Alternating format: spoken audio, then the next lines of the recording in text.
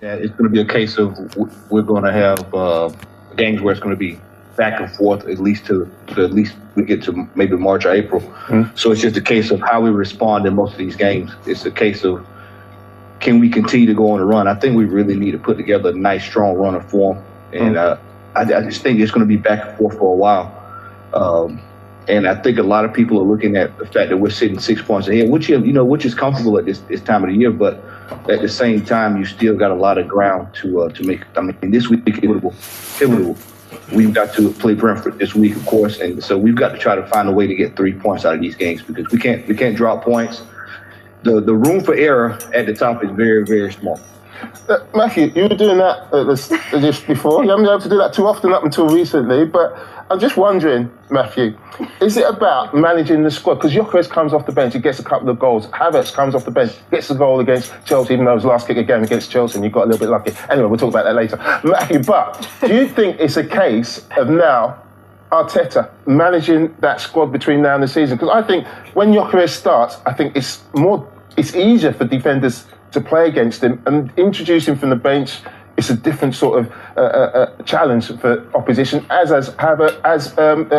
Jesus as well. Do you think that's the key to Arsenal getting over the line between now and the end of the season? I think it's a combination of a few things. I think it's form. I think that the striker is finally starting to find his foot.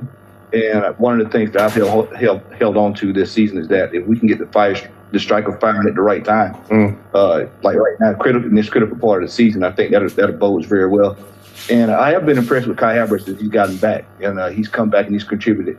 And I think that Mikel Arteta is going to have to look at managing the team properly, making sure, because we're going to have a lot of fixtures coming up here, a lot of games. We got the League Cup final coming up, the FA Cup is starting back up, and so he's going to have to find that delicate balance to make sure that players are being rotated, and that he doesn't take players that are in form out of the team, and just kind of finding that balance, because one of the things that we have this year that we didn't have last year is that we've got players that are back healthy, and we've got options that we can, like we did this past weekend, bring off the bench if we need to, and change the flow of the game. But the striker's getting up scoring now, and so this is what we need to see. Charlie, if we're talking about Gyökeres, we've got to talk about Igor Thiago, because yet another goal. 17 league goals this season. Only Haaland has scored more goals than him. How crucial is he to this incredible form we're seeing from your side?